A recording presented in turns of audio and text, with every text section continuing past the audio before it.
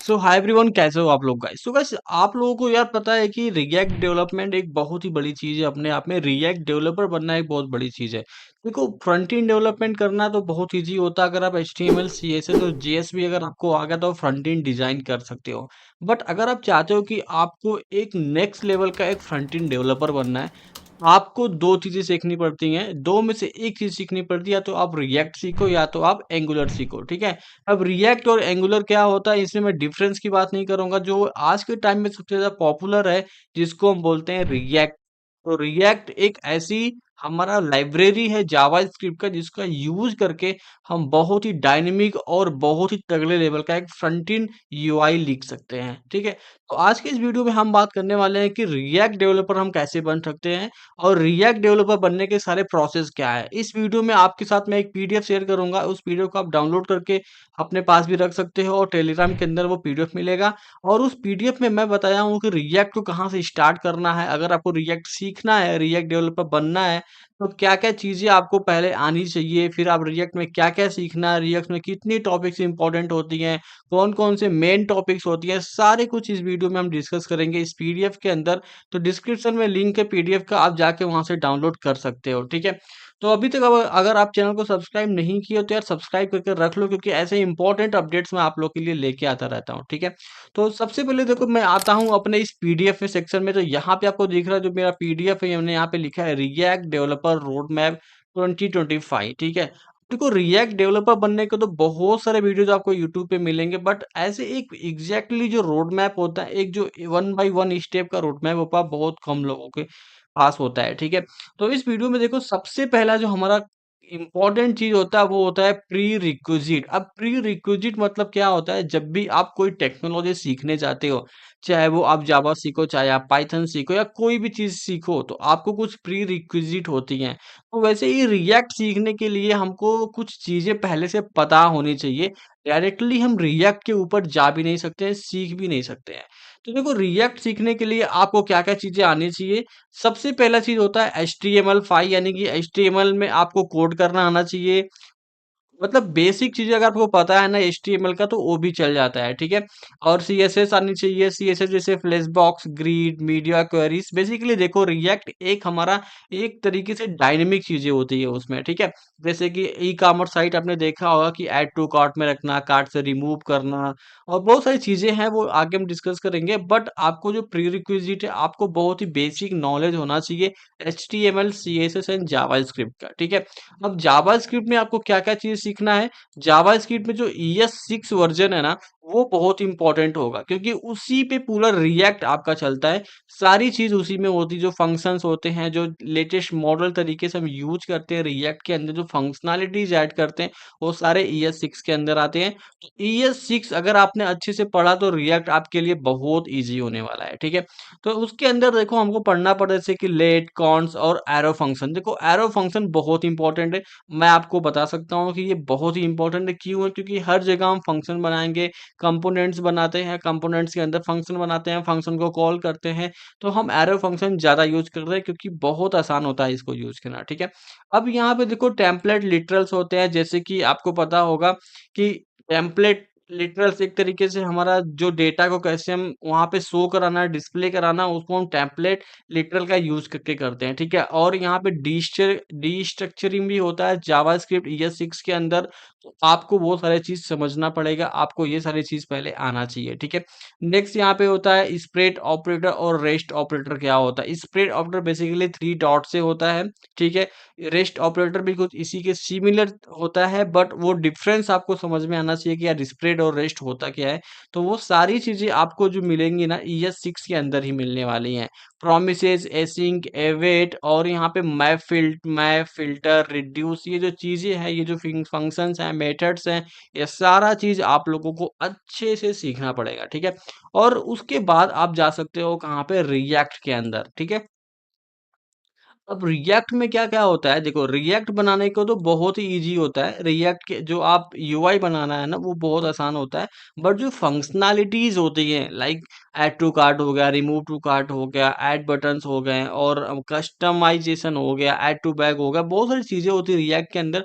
बहुत सारी वेबसाइट्स आप बना सकते हैं, अलग-अलग टाइप की वेबसाइट बना सकते हो, टू डू लिस्ट बना सकते हो, आप ई-कॉमर्स वेबसाइट बना सकते हो, फूड स्टोर वेबसाइट बना सकते हो, या फिर फ्लिपकार्ट का क्लोन बना सकते हो, अमेज़न का क्लोन बना सकते हो, तो वो जो चीज़ें होती हैं बहुत ही बढ़िया लेवल की प्रोजेक्ट भी होते हैं, आप लोगों को काफ़ी हेल्प करेगा। चलो अभी बात करते हैं कि कोर रिएक्ट में आपको सीखना क्या है? जैसे देखो रिएक्ट बनाने का सिंपल सा जो प्रोसेस होता है यही होता है, क्या करते हैं हम क्रिएट रिएक्ट ऐप और वाइट से कर देते हैं। वाइट हमारा बेसिकली लेटेस्ट हमारा एक मॉड्यूल है, जिसका यूज़ करके हम बनाते हैं, बट सबसे पहले हम करते थे क्रिएट रिएक्ट ऐप से और ऐप का नाम देके इसको हम क्रिएट करते थे, ठीक है? और उसमें आपको समझना पड़ेगा जेएसएक्स का सिंटैक्स क्या होता है। जेएसएक्स का सिंटैक्स मतलब क्या होता है, combination of HTML and JavaScript, ठीक है? वो होता है जेएसएक्स। कंपोनेंट बहुत इंपॉर्टेंट है।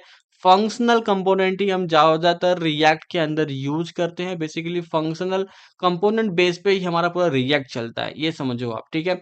इसमें प्रॉप्स एंड स्टेट क्या होता है, कैसे प्रॉप्स को हम पास करते हैं, कैसे स्टेट मैनेजमेंट करते हैं, वो सारी चीज़ आपको सीखना पड़ेगा। इवेंट हैंडलिंग क्या होता है, इवेंट को कैसे हैंडल करते हैं, कोई बटन क्लिक होता है तो उसके जो इवेंट पे लगता है, जो इवेंट कॉल होता है, उसको कैसे हैंडल करना, वो सारी चीज़ें आपको रिएक्ट में समझ में आएगी, ठीक है?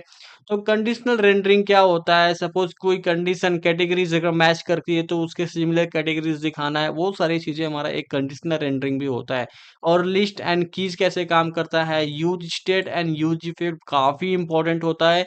आपको ये चीज़ें आपको बहुत बढ़िया से सीखनी पड़ेंगी, ठीक है?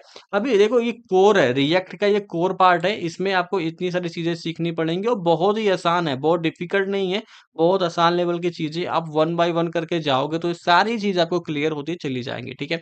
अभी नेक्स्ट अगर हम बात करें तो यहाँ पे देखो जैसे यूज़ इफेक्ट और यूज़ स्टेट बहुत ही इम्पोर्टेंट होता है ये हुक। आपको किसी भी डेटा को एक स्टेट में रख के उसको चेंज करना, उसमें अपडेट्स करना, हम वहाँ पे यूज़ स्टेट करते हैं और जहाँ यूज़ इफ़ेक्ट यूज़ करते हैं, वहाँ पे हम किसी एपीआई को कॉल करते हैं। आगे मैं बताता हूँ, ठीक है? अब फॉर्म हैंडलिंग जैसे कि ऑन चेंज हो गया, ऑन सबमिट हो गया, ये सारी चीज़ें हैं। लिफ्टिंग स्टेट अब क्या होता है, ये सारी चीज़ आपको सीखना होगा।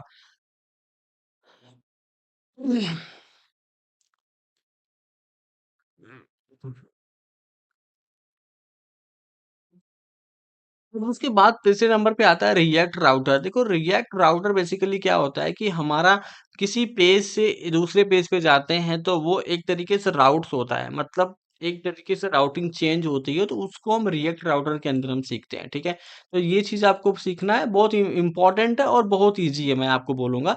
जैसे सब तो कोई बटन पे क्लिक किया तो उसके बाद कहाँ पे जाना है, कहाँ पे नेविगेट करना है, तो वो हमारा राउटर्स के अंदर आता है। वो सारी चीज़ आपको इसमें सीखनी पड़ेंगी, ठीक है? बहुत ईज़ी है, आप लोग जब सीखोगे तो बहुत बढ़िया सीख लोगे, इसमें नो डाउट है। तो अभी नेक्स्ट हम बात करते हैं क्या स्टेट मैनेजमेंट देखो बहुत इंपॉर्टेंट होता है स्टेट मैनेजमेंट क्योंकि रिएक्ट का जो इम्पोर्टेंट चीज़ है ना वो बस 3 चीज़ें होती हैं, एक प्रॉप्स होता है, हुक्स होता है और एक स्टेट मैनेजमेंट होता है, ठीक है?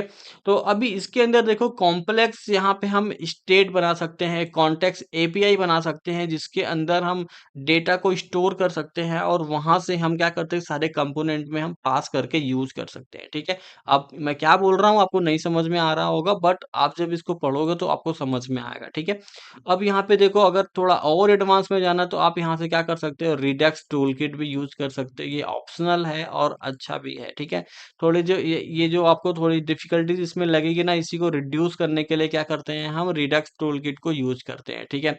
अब यहाँ पे थोड़े और चीज़ें हैं मॉडर्न में जैसे अगर आप चाहो तो यूज़ कर सकते हो जस्टेंड एंड जोटियो और रिकॉल जैसे मॉडर्न अल्टरनेटिव वेज है जो उसको आप यूज़ करके आराम से सीख सकते हो बट मैं प्रेफ़र करूँगा सबसे पहले आप कॉन्टेक्स्ट एपीआई पे जाओ और उसके बाद आप रिडक्स और जस्टिन जोटाई पे यहाँ पे इस तरीके से जाना, ठीक है? तो 5वें नंबर पे आता है एपीआई इंटीग्रेशन जो कि बहुत ही इम्पोर्टेंट और बहुत ही अगली लेवल की चीज़ होती है। किसी भी कंपनी में, किसी भी जगह पे एपीआई इंटीग्रेशन बहुत ही इम्पोर्टेंट रोल होता है, ठीक है? तो वो कैसे करना है? सिंपल सा होता है, 2 तरीके से करते हैं। एक फेच फंक्शन का यूज़ करके एक एक्सियोस फंक्शन होता है जावास्क्रिप्ट के अंदर आप लोगों को जावास्क्रिप्ट जब ईएस6 पढ़ोगे तो आपको समझ में वो आएगा, ठीक है? तो 2 तरीके से हम क्या कर सकते हैं, एपीआई को कॉल कर सकते हैं, फेच कर सकते हैं और कौन से हुक में करेंगे पता है, यूज इफेक्ट हुक के अंदर हम इसको कॉल करते हैं। ऑटोमेटिक ये कॉल होता है, जहाँ से डेटा आता है, डेटा को स्टोर कर लेता है या किसी स्टेट में हम डाल के उसको हम रेंडरिंग करते हैं। मतलब एक तरीके से एक रेंडरिंग होता है उस सारे डेटा को, ठीक है? तो वो जो बैकएंड से आता है, सर्वर से आता है, वो हमारा बेसिकली एक एपीआई सर्वर रहता है, एपीआई यूआरएल होता है जिसको हम फेच करके डेटा को फेच करते हैं, ठीक है? एरर लोडिंग स्टेटमेंट क्या होता है वो सीखना पड़ेगा, react query for advance API handling. अब जैसे रिएक्ट की क्वेरी कैसे चलती है, वो सारी चीज़ आपको एपीआई हैंडलिंग में सीखना, बस वो थोड़े एडवांस लेवल की है। पहले आप बेसिक बेसिक चीज़ों पे लेके जाना, उसके बाद आप एडवांस में जाना। बहुत ही ईज़ी, अगर ये 3 चीज़ अगर आपने सीखा है तो इसको आपको सीखना बहुत आसान हो जाएगा, ठीक है? अब इसमें स्टाइलिंग कैसे लगते हैं, सीएसएस कैसे ऐड करते हैं? देखो एक चीज़ आपको बोल देता हूँ, रिएक्ट क्या होता है बेसिकली आपका एक कंपोनेंट बेस पे पूरा फंक्शनैलिटीज़ होता है, ठीक है? तो आप क्या कर सकते हो, उसमें सीएसएस ऐड कर सकते हो, उसमें डिज़ाइन ऐड कर सकते हो, आप उसमें बूटस्ट्रैप यूज़ कर सकते हो, टेलविंड यूज़ कर सकते हो, प्योर सीएसएस यूज़ कर सकते हो, it is up to you, ठीक है?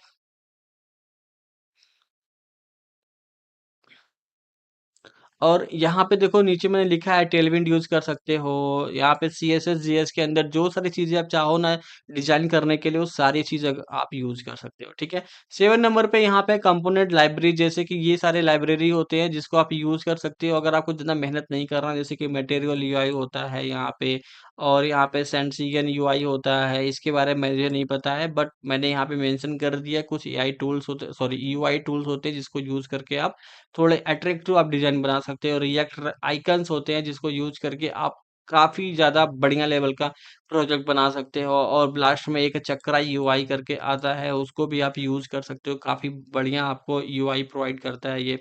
लास्ट में यहाँ पे देखो 8 नंबर पे है कस्टम हुक एंड रीयूजेबिलिटी। अब कस्टम हुक कैसे बनाना है आपको, वो सारी चीज़ आपको सीखना पड़ेगा रिएक्ट के अंदर। ये वन बाय वन करके आप चलेंगे तो सारी चीज़ आप रिएक्ट के अंदर सीख सकते हैं, ठीक है? ये पीडीएफ आपको बहुत काम आएगा, पीडीएफ आप डाउनलोड कर लेना टेलीग्राम के अंदर से। यहाँ पे देखो टेस्टिंग कर सकते हैं, यूनिट टेस्टिंग, मतलब एक-एक करके सारी चीज़ों को टेस्ट कर लेना, क्या तुम्हारा फंक्शन पूरा अच्छे तरीके से काम कर रहा है कि नहीं कर रहा है। वो सारी चीज़ हमारी टेस्टिंग के अंदर हो जाएगा। फ़ोल्डर स्ट्रक्चर की बात करें तो कैसे फ़ोल्डर स्ट्रक्चर होगा जब आप रिएक्ट को इंस्टॉल करेंगे, जब आप उसकी ऑफ़िशियल वेबसाइट पे जाएँगे तो वहाँ पे आपको एक बेसिकली बढ़िया-सा स्ट्रक्चर आपको देखने को मिलेगा। उस तरीके से आप बना सकते हो। जैसे ही आप क्रिएट रिएक्ट ऐप करोगे ना, ऑटोमेटिक वो स्ट्रक्चर आ जाता है। बेसिकली जब भी आप पढ़ोगे तो आप डॉक्यूमेंट से पढ़ोगे या तो ट्यूटोरियल से पढ़ोगे, तो वहाँ पे आपको चीज़ें समझ में अच्छे से आने वाली है, ठीक है? एडवांस रिएक्ट में अगर जाएँ तो जैसे कि देखो यूज़ रेफ होता है, फॉर्म हैंडलिंग होता है, मेमो होता है, यूज़ कॉल बैक होता है। ये सारी चीज़ें अगर हम अच्छी तरीके से पढ़ेंगे तो रिएक्ट को हम अच्छी तरीके से मास्टर कर सकते हैं, ठीक है? अब इसमें लेज़ी लोडिंग क्या होता है, कोड स्प्लिटिंग क्या होता है, एरर बाउंडरिंग क्या होता है, पोर्टल्स क्या होता है, फॉरवर्ड रेफर्स क्या होता है, ये सारी चीज़ थोड़े एडवांस लेवल की है, बट सीखना ज़रूरी है, ठीक है? 12 नंबर पे यहाँ पे देखो सर्वर साइड फुल स्टैक, ये आपको ऑप्शनल रहेगा। पहले तो आप रिएक्ट सीखो, रिएक्ट सीखने के बाद आप सर्वर साइड में जाना। अभी आप क्या करो, एक डमी जेएसएन एपीआई का यूज़ कर सकते हो। टीबीएमडी एक यहाँ पे नीचे मैं आपको बताऊँगा, एक फेक एपीआई होती है, उसका यूज़ कर सकते हो। मूवी एक्सप्लोरर का एक फेक एपीआई होता है, इसको यूज़ करके आप बना सकते हो। ऑथेंटिकेशन सिस्टम होता है, वो आप यहाँ से यूज़ कर सकते हो। जेडब्ल्यूटी बेस और फायरबेस आप यूज़ कर सकते हो, या गूगल गिटहब से भी आप चीज़ों को सीख सकते हो, ठीक है? टूल्स एंड डेवलपमेंट अगर यहाँ पे देखें तो जैसे यहाँ पे देखो टूल्स में यहाँ पे इन्वायरमेंट है, प्रेटियर, गिटहब, गिट, इस जैसे टूल्स एंड इन्वायरमेंट है जहाँ अपने कोड को आप पोस्ट कर सकते हो, रख सकते हो, ठीक है? और यहाँ पे क्रोम डेवलपर टूल्स होता है जो रिएक्ट के टूल्स को समझना, अगर रिएक्ट की कोई वेबसाइट बनी है जैसे इंस्पेक्ट करके आप चेक कर सकते हो, तो उसमें आपको एक रिएक्ट डेवलपर टूल होता है, एक्सटेंशन आप डाउनलोड करके उसके सारे हायरार्की को आप चेक कर सकते हो, ठीक है? नेक्स्ट यहाँ पे देखो वीएस कोड एक्सटेंशन है, यहाँ पे टेलविन इंटेलिजेंस है, ये सारी चीज़ें अगर आप चाहो तो अच्छे तरीके से, बढ़िया तरीके से पढ़ के अच्छे तरीके से यूज़ कर पाओगे, ठीक है?